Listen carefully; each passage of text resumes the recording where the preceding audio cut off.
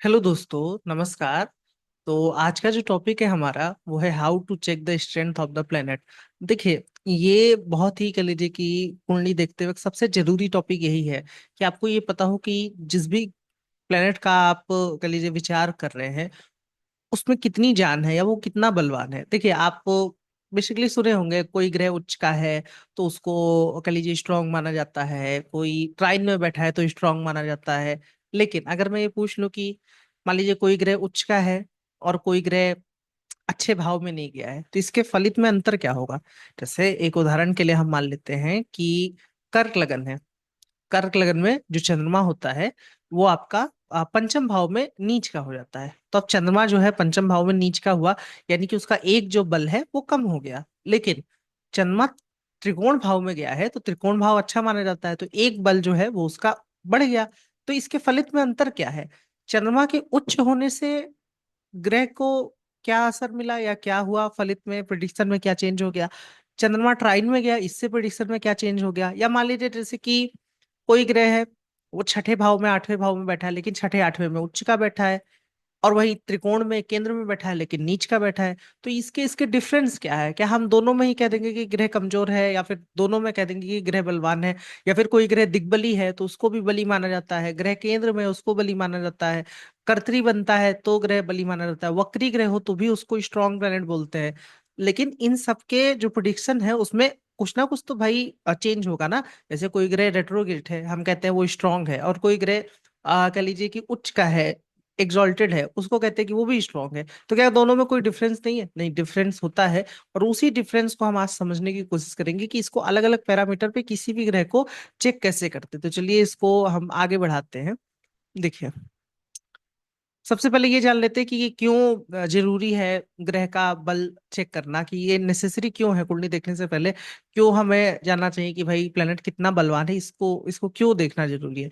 देखिए, it is necessary that Karaka planet should be strong in the horoscope, where the Akarak planet should be weaker than the Karak planet। क्या मतलब है इसका? जो भी कुंडली आप देख रहे हैं वो किसी लगन की होगी, 12 लगन में, उसमें जो कारक ग्रह बनते हैं, कारक ग्रह कौन? जो लग्न के मित्र हैं, असेंडेंट के फ्रेंडली प्लेनेट है, या फिर जो ट्राइन के कह लीजिए कि उस कुंडली में ऑनर होल्ड करते हैं, यानी कि ऑनरशिप होल्ड करते हैं। जैसे वृषभ लगन में 2 6 10 त्रिकोण में पड़ता है, यानी कि शुक्र बुध शनि त्रिकोणाधिपति हो जाते हैं। ठीक है। सिंह लगन में आपका गुरु हो गया, सूर्य हो गया, और आपका मंगल जो है वो त्रिकोणाधिपति हो जाता है। तो इसमें कहा क्या गया है कि ये जरूरी है कि जो भी आपके कारक ग्रह हैं, जो भी त्रिकोण के स्वामी हैं, उनका बलवान होना जरूरी है। और जो भी अकारक ग्रह है, जो कि 6 8 12 का स्वामी है, जैसे कन्या लगन में मंगल जो है वो अकारक बनता है, वो आठवें का स्वामी बनता है, तो उनका जो भी कुंडली के कारक ग्रह हैं, ऑस्पिशियस प्लैनेट है, उनकी तुलना में वीक होना जरूरी है। पता चले कि आपकी कुंडली में छठे आठवें बारहवें के स्वामी बली होकर के बैठे हैं, और जो ट्राइन हाउस के लॉर्ड हैं, जो कि कुंडली के मेन पिलर माने जाते हैं, वो कमजोर है, तो ये अच्छा नहीं माना जाएगा ना। तो इसलिए ये जरूरी होता है कि सबसे पहले हम स्ट्रेंथ को चेक कर लें। जैसे इस एग्जाम्पल में देखिए, ये जो कुंडली है, जैसे मान लीजिए कि ये कर्क लगन की कुंडली है, इसमें देखिए कि ये जो शनि है ये आठवें भाव का स्वामी बनता है। अब अगर मान लेते हैं कि वो शनि जो है शैतान आपका यहाँ पर चौथे भाव में बैठ गया है, अब क्या ये अच्छा है? तो नहीं, ये अच्छा नहीं है। क्यों नहीं अच्छा है? शैतान आप जानते हैं कि वो कर्क लगन में चंद्रमा का मित्र नहीं होता है, और ऊपर से यहाँ पर शैतान बैठ गया है और ये लग्न को देखेगा भी। और ना सिर्फ शैतान यहाँ पर चौथे में बैठा है, बल्कि उच्च राशि में बैठा है, यानी कि बलवान होकर के बैठा है।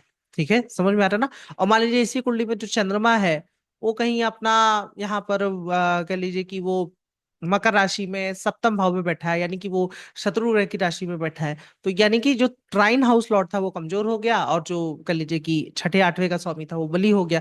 तो ये एक तरीके से कह लीजिए कि इसमें हमको चेक करना होता है कि भाई कुंडली के ट्राइन हाउस लॉर्ड से जो 6 8 12 के स्वामी है वो कमजोर रहने चाहिए। तो इस केस में बल देखना जरूरी हो जाता है। और दूसरा, to check the strength at the time of 2 और 3 प्लेनेट कंजेक्ट प्लेनेट, मतलब कि जब दो ग्रह की युति होती है तो भी हमको कह लीजिए कि प्लेनेट की स्ट्रेंथ जांचना चाहिए। जैसे इस कुंडली में मान लीजिए कि जैसे आप जानते हैं कि बुध जो है वो लग्न का स्वामी है, और मंगल जो है वो इसमें छठे का और 11वें का स्वामी है। अब बुध मंगल की युति हो जाए तो आप क्या चाहेंगे? बुध जो कि लग्नेश है उसका बलवान होना जरूरी है ना। भाई मंगल के साथ अगर मरकरी होगा तो हम चाहेंगे कि मरकरी जो है वो स्ट्रांग रहे, लेकिन अगर मंगल स्ट्रांग हो जाएगा तो क्या होगा? तो फिर भाई वो बुध को परेशान करेगा, व्यक्ति को परेशान करेगा, क्योंकि व्यक्ति का वो लग्नेश है। तो ऐसे केस में हमें बुध और मंगल का जो स्ट्रेंथ है वो जांचना होगा कि भाई दोनों में से कौन बलवान है। तो युति के केस में भी हमको स्ट्रेंथ देखना रहता है। कोई भी भाव का जो कह लीजिए कि अगर कोई भी हाउस लॉर्ड वो बलवान होता है ना, तो उसका प्रिडिक्शन ये होता है कि वो चीज चाहे जैसी आपको मिली हो, लेकिन आपने अपने बुद्धि से कह लीजिए क्या, या अपने मेहनत से उस चीज को बनाया है। जैसे हम एक एग्जाम्पल देते हैं कि मान लीजिए कि किसी के चौथे भाव में अफ्लिक्शन है। चौथे भाव में अफ्लिक्शन का क्या मतलब है कि मान लीजिए चौथे भाव में दो मेल्फिक का प्रभाव है, भाव बहुत ज्यादा डैमेज हो गया, ठीक है। ऐसे केस में अगर लॉर्ड जो है, जो भी हाउस का लॉर्ड है, वो अगर कुंडली में बलवान है, उच्च का है, ट्राइन में बैठा है, अभी मैं आपको इसका अलग अलग मतलब भी बताऊंगा, लेकिन एक बार को समझ लीजिए कि वो अगर बली है, तो इसका मतलब ये होता है कि व्यक्ति के पास चलो जो चौथा भाव है, जो कि घर को, वाहन को, मकान को, सुख को, प्रॉपर्टी को रिप्रेजेंट करता है, वो कुछ बहुत खास उसको जीवन में नहीं मिला था, बहुत ही कम रिसोर्सेज मिले थे। लेकिन क्योंकि फोर्थ हाउस का लॉर्ड स्ट्रांग था, तो उसको जितने रिसोर्सेज मिले थे उसने उसी में ही कह लीजिए कि उसको और बेहतर बनाने की कोशिश की। इसका मतलब क्या होता है? जैसे मान लीजिए कि किसी के पास एक छोटा सा घर है, ठीक है, लेकिन उसने उस घर को संभाल के रखा है, उसको एंजॉय किया है, उसकी उसकी कह लीजिए कि देखभाल की है, सब कुछ किया है। अच्छा, एक दूसरा केस लेते हैं कि मान लीजिए कि किसी के फोर्थ हाउस में बहुत अच्छे शुभ ग्रह बैठे हैं, सब कुछ फोर्थ हाउस पे शुभ ग्रह का प्रभाव है, लेकिन जो फोर्थ लॉर्ड है वो कहीं नीच का, अस्त, 6 8 12 में, मतलब अच्छे उसका जो कह लीजिए कि बल है वो कमजोर है। अब ऐसे केस में क्या होगा?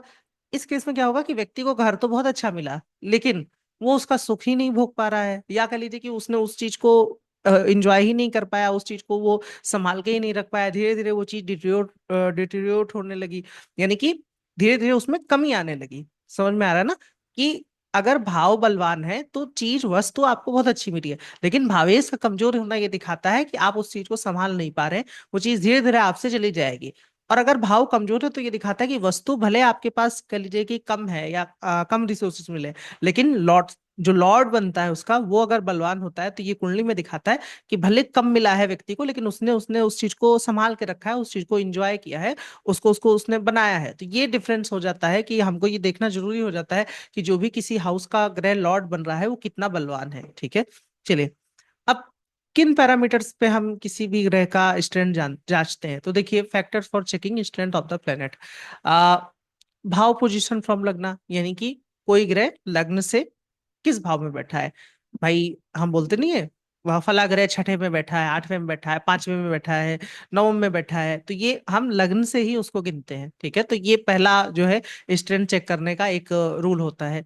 फिर भाव पोजीशन फ्रॉम ओन हाउस, मतलब कि ग्रह जिस हाउस का स्वामी है वो वहां से कहाँ पर गया। जैसे फिफ्थ लॉर्ड अपने से पांचवे गया, कि अपने से तीसरे गया, कि अपने से 11वें गया, इससे भी ग्रह के स्ट्रेंथ में कुछ कमी या कुछ बढ़ोतरी होती है। फिर साइन पोजीशन, कि भाई ग्रह जिस राशि में गया है वो कह लीजिए कि उस राशि में बली हो रहा है या फिर वो उसमें कमजोर हो रहा है। और ये D1 और D9 दोनों में चेक किया जाता है, न कि सिर्फ D1 में, मतलब कह लीजिए कि नवांश उस बीज को दिखाता है कि जैसे जन्म कुंडली में मान लीजिए कि अच्छी राशि में ग्रह बैठा है, तो नवांश में भी अच्छी राशि में बैठा हो तो ग्रह को मजबूती मिलती है। अच्छा, अब ये तीन बल की हमने बात की, तीनों में कोई डिफरेंस होगा? जाहिर सी बात है होगा ना, तो अभी हम डिफरेंस पे भी बात करेंगे। फिर कंजंक्शन आता है कि ग्रह जो है वो किसके साथ कंजक्ट है। फिर आस्पेक्ट आता है कि ग्रह को कौन देख रहा है, ग्रह कहीं कम्बश तो नहीं है, ग्रह के कर्तरी होता है कि ग्रह के आगे पीछे कौन से ग्रह हैं, या ग्रह के अगले भाव में और पिछले भाव में पापी ग्रह की शुभ ग्रह।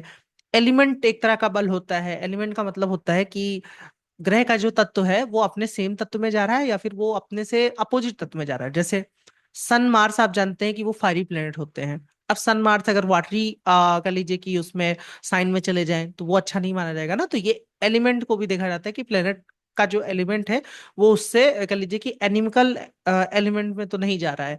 फिर एक आता है दिग्बल, जिसको डायरेक्शनल स्ट्रेंथ भी बोलते हैं। उस पैरामीटर से भी देखा जाता है कि भाई ग्रह जो है वो बलवान है या फिर कमजोर है। तो अब देखिए कि यहाँ पर 1 2 3 4 5 6 7 8 9, कम से कम मैंने 9 पैरामीटर यहाँ पर दिया है, ठीक है। अच्छा, कुछ लोग बल देखने के लिए षटबल का भी प्रयोग करते हैं, लेकिन षटबल में क्या होता है? षटबल आपको एक नंबर मुंह पे कह लीजिए कि मार देगा। मेरे गुरु हमेशा ये कहते थे कि षटबल से क्या आपको पता चलेगा कि ग्रह किस वजह से बलवान है और उसका फर्क क्या है। जैसे अभी मैं ये जो 9 पॉइंट मैंने गिना है, इसमें मैं आपको अंतर बताऊंगा कि भाई ग्रह का उच्च का होने का अलग फल है, ग्रह का नीच का होने का अलग फल है, ग्रह का किसी ग्रह के साथ होने का अलग फल है, दिग्बल का अलग फल है। लेकिन षटबल में इन सब बलों को बस एक निचोड़ देके आपको दिखा देता है कि ग्रह बलवान है। लेकिन आप प्रिडिक्शन में उसका यूज नहीं कर पाएंगे कि एक बल जो ग्रह का कम हुआ तो इसकी वजह से होगा क्या।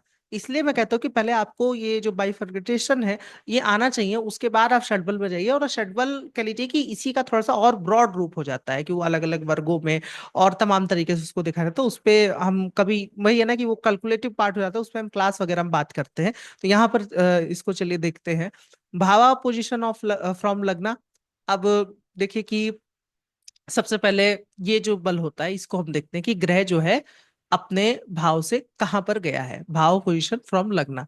तो आप देखिए कि जैसे मान लीजिए कि ये मिथुन लग्न की कुंडली है और लग्नेश हम मान लेते हैं कि अपना 5th हाउस में गया है।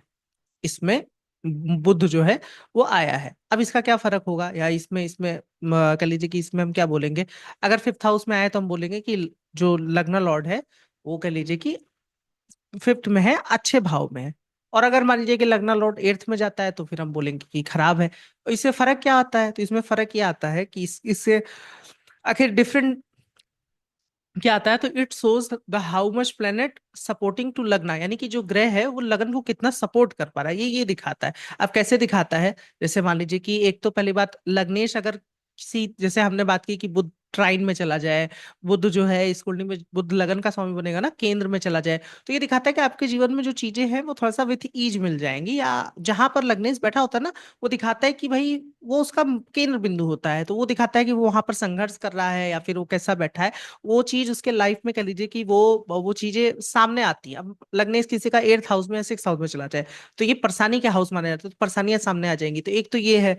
दूसरा, कोई ग्रह मान लीजिए कि जैसे मान लीजिए इनका जो शनि है वो मान लेते हैं कि हम शनि 6ठे भाव में है, ठीक है, यहाँ पर जो है सैटर्न बैठा है। और एक बार को मान लेते हैं कि शनि जो है वो लग्न में आकर के बैठा है। अब दोनों में क्या अंतर है। सैटर्न का 6th हाउस में बैठना ये दिखाता है कि वो लगन से कोई ऐसा डायरेक्ट संबंध नहीं बना रहा है, यानी कि वो उसको उतना सपोर्ट नहीं कर पा रहे। लेकिन अगर सैटर्न लग्न में बैठा है और कुंडली का कारक है तो ये दिखाता है कि वो लग्न को सपोर्ट कर रहा है। कहने का मतलब है कि अगर कोई ग्रह 159 और केंद्र में जाता है लग्न से तो वो लग्न को सपोर्ट करता है। और बेसिकली जो बेनिफिक प्लेनेट है, जो शुभ ग्रह है, जैसे आपका गुरु हो गया, चंद्रमा हो गया, शुक्र हो गया और आपका बुध हो गया, इनका 159 यानी कि जो ट्राइन हाउस देख रहे हैं इसमें जाना अच्छा होता है, 2nd हाउस में, 11th हाउस में जाना अच्छा होता है। और जो पापी ग्रह होते हैं, ठीक है, जैसे कि आपका कह लीजिए कि मंगल हो गया, शनि हो गया, सूर्य, राहु, केतु, इनका 3 6 10 11 में जाना अच्छा होता है। ये दिखाता है कि भाई अगर पापी ग्रह 3 6 10 11 में जाएंगे तो जातक को लड़ने की क्षमता देते हैं। तो कोई भी प्लेनेट अगर आप देखें कि वो ट्राइन में गया है या फिर वो लगन से केंद्र में गया है, तो इसका मतलब समझिए कि वो अगर लग्न से केंद्र और त्रिकोण में गया है तो वो व्यक्ति को सपोर्ट कर रहा है, शुभ ग्रह होकर के। और अगर पापी ग्रह होकर के वो कह लीजिए कि लग्न से त्रिकोण में नहीं, वो कहीं 6 8 12 में गया है, तो आप ये भी मान के चलिए कि वो भी व्यक्ति को उतना कोई नुकसान नहीं पहुंचा रहा। अभी इसमें और भी बहुत सी चीजें आएंगी, वो आगे एक नियम मैं और बताऊंगा तो उससे आपको समझ में आएगा। अच्छा, दूसरा, इम्पैक्ट ऑन लॉर्डशिप। अब ये क्या होता है, जैसे मान लीजिए कि एक तो हमने बात की, जैसे मान लीजिए वीनस को लेते हैं, 5th हाउस लॉर्ड जो है वो मान लीजिए यहाँ पर 8th में बैठा है, ठीक है, यहाँ पर वीनस इस जातक के बैठा है। अब वीनस 8th में चला गया, यानी कि वीनस का लगन को कोई ऐसा खास सपोर्ट नहीं मिला। समझ में आ रहा ना कि भाई जो 5th हाउस लॉर्ड है वो ना तो लग्न को देख रहा है, अब लग्नेश को देख ले तो अलग बात है, लेकिन लग्न से वो 8वें बैठा है जो कि उतना अच्छा नहीं है, ठीक है। दूसरा, भाई ग्रह जो है कह लीजिए कि जिस हाउस को ओन करता है, जैसे पंचम का स्वामी बनेगा शुक्र ना, तो संतान के लिए भी अच्छा नहीं, क्योंकि संतान भाव का स्वामी 8वें चला गया। बात समझ में आ रही है ना कि ये संतान के लिए भी उतना अच्छा नहीं माना जाएगा। तो ये भी दिखाता है कि ग्रह आप जब भी देखें कि वो किसी हाउस में है तो उस हाउस से जुड़ी चीजों में भी परेशानी या फिर बढ़ोतरी दिखाता है। जैसे अभी यही शुक्र मान लीजिए कि त्रिकोण में बैठा होता, इस हाउस में यहाँ पर नवम में बैठा होता, तो हम कहते हैं कि संतान के लिए भी अच्छा है और ये लग्न को भी सपोर्ट कर रहा है, क्योंकि लग्न से एक शुभ ग्रह जो है वो ट्राइन हाउस में गया। तो इस तरीके से इसको देखते हैं कि ये बस इतना ही देखा देखा जाता है कि उसकी लॉर्डशिप पे अच्छा इंपैक्ट आ रहा है, यानी कि वो चीज प्राप्ति करने में बाधा आएगी या फिर उसमें कमी आएगी। जैसे अगर 5th लॉर्ड मान लीजिए कि 6th में है तो इसमें ये माना जाएगा, बोला जाएगा कि कह लीजिए कि चिल्ड्रन होने में प्रॉब्लम हो सकती है, कुछ एक मेडिकल इक्विपमेंट और कह लीजिए कि सर्जरी, आईवीएफ, ये सब भी, इन सब चीजों का भी सामना करना पड़ सकता है अगर फिफ्थ लॉर्ड जो है वो सिक्स्थ में है। तो ये दिखाता है। और वही फिफ्थ लॉर्ड अगर मान लीजिए कि लगन में बैठा है, तो चिल्ड्रन कह लीजिए कि उसमें होने में सुगमता दिखाई देती है, जब तक की बुद्धि अच्छी रहती है। मतलब फिफ्थ के भी रिजल्ट अच्छे रहते हैं और लगन को भी कह लीजिए कि वो रिजल्ट अच्छे प्राप्त होते हैं। तो ये डिफरेंस हो जाता है कि लॉर्डशिप के तौर पे। ठीक है, तो ये समझ में आया ना कि कोई भी शुभ ग्रह अगर होता है तो वो कुंडली के केंद्र त्रिकोण में हाउस में बैठे, और जो पापी ग्रह है और वो अगर लगन का मित्र नहीं है तो 3, 6, 10, 11 भाव में बैठे। एक तो ये चीज। दूसरा, भाव पोजीशन फ्रॉम ओन हाउस, यानी कि अपने भाव से ग्रह कहाँ बैठा है, इसका भी महत्वपूर्ण रोल होता है। जैसे अब इसको कैसे देखें, चलिए सेम एग्जांपल लेते हैं, हम फिफ्थ लॉर्ड पे ही बात करते हैं। जैसे आप देखिए कि फिफ्थ लॉर्ड जो है ये वीनस बनता है इस कुंडली में। अगर मान लीजिए वीनस फोर्थ में बैठा है, तो अब क्या होगा, ये लग्न से तो अच्छे स्थान में है, यानी कि जो व्यक्ति को जो शुक्र का सपोर्ट मिलना चाहिए, या संतान से कह लीजिए कि जो जो सुख चाहिए, वो व्यक्ति को तो मिल रहा है, क्योंकि एक शुभ ग्रह संतान भाव का स्वामी होकर के फोर्थ हाउस में बैठा है। मकान, वाहन, घर, घर में सुख शांति, ये सब जो है शुक्र यहाँ पर दे रहा है। लेकिन क्या संतान के पॉइंट ऑफ व्यू से अच्छा है? क्योंकि संतान भाव का स्वामी अपने से 12वें गया है। तो ये अच्छा नहीं है। ये दिखाता है कि संतान होने में थोड़ी समस्या हो सकती है, क्योंकि संतान भाव का स्वामी अपने से 12वें जाकर के बैठा है। यानी कि कोई भी हाउस से जब हम देखते हैं ना, तो वो उस चीज को दिखाता है कि वो ग्रह उस हाउस से जिस स्थान पे बैठा है, तो वो दिखाता है कि उस हाउस का रिजल्ट कैसा है। जैसे हम एक दूसरा एग्जांपल देते हैं कि जैसे मान लीजिए कि जो सेवन लॉर्ड है, ठीक है, इसमें जुपिटर बनता है, मान लीजिए कि वो सेकंड में बैठा है। ठीक है, यहाँ पर जुपिटर मान लीजिए कि बैठा है, तो वो लग्न से तो सेकंड हाउस में गया है, यानी कि व्यक्ति के लिए तो अच्छा है, उसमें कोई दिक्कत नहीं है। लेकिन जो सेवन हाउस है, उससे सेवन लॉर्ड जो है एर्थ चला गया, यानी कि हम बोलेंगे कि आपके लाइफ पार्टनर के जीवन में प्रॉब्लम हो सकती है। ऐसे ही इस कुंडली में अगर फिफ्थ लॉर्ड जो है वो यहाँ पर बैठा है, तो हम बोलेंगे कि ये संतान के लिए अच्छा नहीं है, भले आपके लिए अच्छा है। अच्छा, कई बार हो सकता है कि वो हाउस अपने हाउस से भी अच्छा नहीं गया है ग्रह, और लगन से भी अच्छा नहीं है। जैसे यही फिफ्थ लॉर्ड आप देखिए कि वीनस मान लीजिए कि ट्वेल्थ में बैठा है, तो लग्न से ट्वेल्थ हो जाएगा, जो कि उतना अच्छा नहीं है, और अपने हाउस से एर्थ हो जाएगा, जो कि अगेन उतना अच्छे में अकाउंट नहीं होता है। तो कह लीजिए कि इसको इस तरीके से देखा जाता है कि भाई जिस भी ग्रह का, जिस भी भाव का आप विचार कर रहे हैं, उस भाव से ग्रह कितनी दूरी पे गया है। अगर उस भाव से ग्रह केंद्र गुण में गया है, तो उस भाव के कह लीजिए कि फल मिलने में सुगमता रहती है। अगर उस भाव से ग्रह 6, 8, 12 में गया है, तो कह लीजिए कि ये दिखाता है कि उस भाव के फल संघर्ष रूप में मिलेंगे, या संघर्ष से मिलेंगे। तो ये चीज है कि प्लेनेट, इसको देखा जाता है कि प्लेनेट अपने हाउस को कितना सपोर्ट दे रहा है। फिर राशि पोजीशन क्या दिखाती है, जैसे ग्रह मान लीजिए कि उच्च का बैठा है, बुध जो है यहाँ पर मरकरी जो है लगन में उच्च का बैठा है, इसका क्या फर्क है?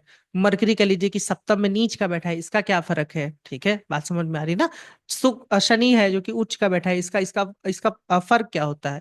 और अगर नीच का बैठा है तो इसका क्या फर्क होता है? और देखिए कि ये पूरा हिरारकी होती है। सबसे पहले उच्च का ग्रह आता है, फिर मूल त्रिकोण, यानी कि ग्रह अपनी मूल त्रिकोण राशि में है, फिर अपनी साइन में है ग्रह, फिर फ्रेंडली साइन में है, फिर सम राशि में है, फिर वो शत्रु राशि में है, फिर नीच राशि में है। तो ये कह लीजिए कि एक एक पूरी हायरार्की रहती है। इसका प्रिडिक्शन क्या होता है, तो it it shows the dignity of the planet. ये ग्रह की गरिमा को दिखाता है कि ग्रह कितना खुश है। अगर ग्रह एक तरीके से कह लीजिए कि उच्च का होता है, तो उसको बोला जाता है, ये मुकुट अवस्था करके एक शब्द आता है, कि वो काफी कह लीजिए कि अपने अपने स्वस्थ अवस्था में खुश है। ठीक है, और अगर ग्रह नीच का होता है तो उसको बोलते हैं हीन अवस्था में। प्रश्न में ये बहुत इस्तेमाल होता है। तो it shows the dignity of the planet, its effect is on the natural traits of the planet, यानी कि ये ग्रह के कारकत्व पे प्रभाव देता है। क्या मतलब है इसका? जैसे किसी का शुक्र उच्च का है, अब शुक्र उच्च का है, तो इसका मतलब कि जो ब्यूटी है, जो लग्जरी है, ठीक है, उस व्यक्ति को कह लीजिए कि वो नेचुरल रूप से ही उसके अंदर खुशी का माहौल है, वो सुंदर है। ठीक है, वो ऐसे व्यक्ति को मेकअप करने की जरूरत नहीं है, वो ऑटोमेटिक सुंदर है। ठीक है, ये दिखाता है कि मतलब वो शुक्र अगर उच्च का होता है, तो वो कह लीजिए कि हाईएस्ट फॉर्म होती है किसी चीज की, कि अब वो उससे ज्यादा, मतलब उसका अब और कुछ नहीं बन सकता, वो हाईएस्ट प्योर फॉर्म हो गई। जैसे जो दूध की हाईएस्ट प्योर फॉर्म होती है, जो अंतिम रूप है, वो घी का रूप दिया जाता है। तो वो जो घी होता है ना, जो शुद्ध रूप माना जाता है, कि जो जो सबसे कह लीजिए कि सबसे उसको निचोड़ निकाल के और कुछ क्रीम निकाला गया है महीन, तो वो माना जाता है कि वो शुक्र को ट्रेड को रिप्रेजेंट करता है। तो ऐसे लोग की पसंद जो होती है, वो कुछ कह लीजिए कि बहुत ही यूनिक होती है, और बेहतर को पसंद करते हैं, परख जानते हैं, वो घी और डालडा में परख करना जानते हैं। तो कहने का मतलब है, अगर कोई ग्रह उच्च का होता है, तो वो जो जो उस ग्रह के ट्रेट होते हैं ना, वो जातक की पर्सनालिटी में निखर के आते हैं। ठीक है, जैसे मान लीजिए किसी का सूर्य उच्च का है, तो अब सूर्य उच्च का होगा तो क्या होगा कि जो जो सूर्य की उच्चता है वो उसके पर्सनालिटी में नजर आएगी। अब क्या नजर आएगा, तो थोड़ा व्यक्ति चौड़ होके बात करेगा, स्वाभिमानी होगा, बहुत अच्छा, जैसे कि दानी होगा, जो होते थे खुले दिल से कि लो ले जाओ। उसके अंदर कह लीजिए कि लीडरशिप क्वालिटी थोड़ी ज्यादा अच्छी होगी, और कह लीजिए कि दूसरों को आदेश देने का रवैया उसका होगा। तो इस तरीके की पर्सनालिटी आप देख सकते हैं। तो ग्रह अगर उसका होता है ना, तो कह लीजिए कि वो उसके व्यक्ति की पर्सनालिटी में झलकता है, उसके नेचुरल ट्रेट को बढ़ा देता है, ठीक है। और कह लीजिए कि जो प्लेनेट है, ठीक है, अगर वो किसी हाउस का स्वामी है और वो उच्च का होता है, तो ये भी दिखाता है कि उस हाउस की चीजों को अचीव करने में व्यक्ति को, कह लीजिए कि आसानी रहेगी, क्योंकि वो जिस राशि में गया है वो उस राशि में कंफर्टेबली बैठा है, बलवान होके बैठा है, ठीक है। जैसे हम आपको एग्जांपल दें कि मान लीजिए कि इस कुंडली में यहाँ पर देखिए कि जैसे शुक्र का हम उदाहरण ले लेते हैं कि शुक्र मान लीजिए कि यहाँ पर सप्तम भाव में बैठ गया उच्च का, ठीक है। तो अब इसका मतलब कि ये भाग्य के लिए अच्छा है, ठीक है, क्योंकि शुक्र जो है सप्तम भाव का स्वामी है, यानी कि भाग्य वो सॉरी अभाग्य भाव का स्वामी है। तो यानी कि भाग्य भाव जिन चीजों को रिप्रेजेंट करता है, जैसे पिता हो गए, लक हो गया, उसमें जब तक को कोई परेशानी नहीं आएगी, क्योंकि जो भाग्य का स्वामी है वो उच्च का है। और ये लग्न को देख रहा है, तो ये व्यक्ति के लिए भी अच्छा है, लग्न से अच्छे भाव में बैठा है। तो ये इस चीज को दिखाता है। अच्छा, शुक्र उच्च का है, तो यानी कि व्यक्ति के पर्सनालिटी में भी शुक्र की जो कह लीजिए कि जो जो चीजें हैं वो नजर आएंगी। अच्छा, ग्रह अगर नीच का हो जाता है तो इसका क्या फर्क है। ग्रह अगर नीच का हो जाता है तो ये दिखाता है कि आपको उस चीज की प्राप्ति में संघर्ष करना पड़ेगा, वो इतनी सरलता से आपको अचीव नहीं होगी। जैसे इसी कुंडली में मान लेते हैं कि आ 11वें भाव का जो स्वामी है चंद्रमा, वो यहाँ पर आकर के तीसरे भाव में नीच का बैठा है, ठीक है। अब ये दिखाता है कि जो 11वें भाव संबंधित चीजें हैं, ठीक है, उसकी प्राप्ति में थोड़ा सा संघर्ष आ गया, क्योंकि ग्रह जिस हाउस को ओन करता था और जिस राशि में बैठा है, उस राशि में कह लीजिए कि वो बहुत ही खुश नहीं है, अपने को हीन महसूस कर रहा है, ठीक है।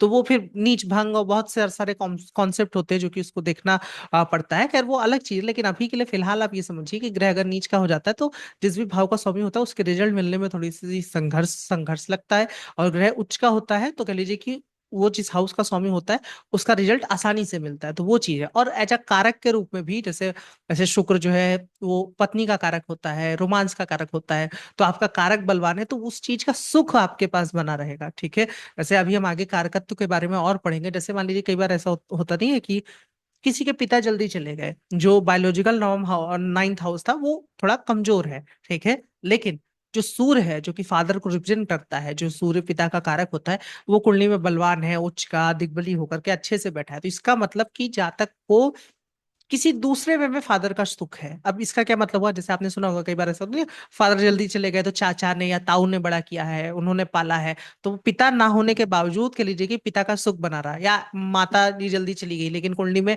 चंद्रमा जो है बलवान था, तो माता के ना होने के बावजूद कोई मौसी है या कोई चाची है, बड़ी अम्मी है, वो कह लीजिए कि मदर का रोल अदा कर रही है। तो ये तब होता है जब कुंडली में कारक जो है, जो प्लेनेट है, वो उसके कारकत्व तो अगर बलवान होते हैं तो उसका जो जो क्वालिटी है, जो सुख है, वो इंटेक्ट रहता है। तो ये फर्क पड़ जाता है अगर ग्रह उच्च की राशि में होता है तो। और नीच की राशि में हो जाता है तो कह लीजिए कि उस सुख में कमी आती है। कहने का मतलब, जैसे मान लीजिए कि शुक्र नीच का है, ठीक है, और थोड़ा सा अगर अफ्लिक्शन में है, भले शादी आपकी चल रही है अच्छे से, हो सकता है आप लोग एक दूसरे के अच्छे फ्रेंड हो, लेकिन जो एक एक कह लीजिए कि बीच में स्पार्कनेस है, जो रोमांस है, उसकी क्वालिटी थोड़ा सा डिक्रीज हो जाती है, ठीक है। तो ग्रह का नीच का होना ये दिखाता है कि ग्रह जिन चीजों का कह लीजिए कि जो नेचुरल ट्रेट्स हैं ग्रह के, ठीक है, वो थोड़े से सफर करते हैं उस चीज में, और हाउस के रिजल्ट मिलने में भी थोड़ा सा संघर्ष आता है अगर ग्रह नीच का है तो।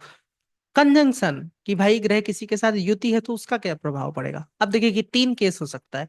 कोई शुभ ग्रह पापी ग्रह के साथ बैठा है, कोई शुभ ग्रह शुभ ग्रह के साथ बैठा है, और कोई पापी ग्रह पापी ग्रह के साथ बैठा है। कुंडली में तीन केस हो सकता है, इन तीनों पे हम बात करेंगे। सबसे पहले लेकिन एक आप कॉन्सेप्ट समझ लीजिए, कॉन्सेप्ट ऑफ एनर्जी एक्सचेंज। अब ये क्या होता है, आप जानते हैं साइंस में आपने पढ़ा होगा कि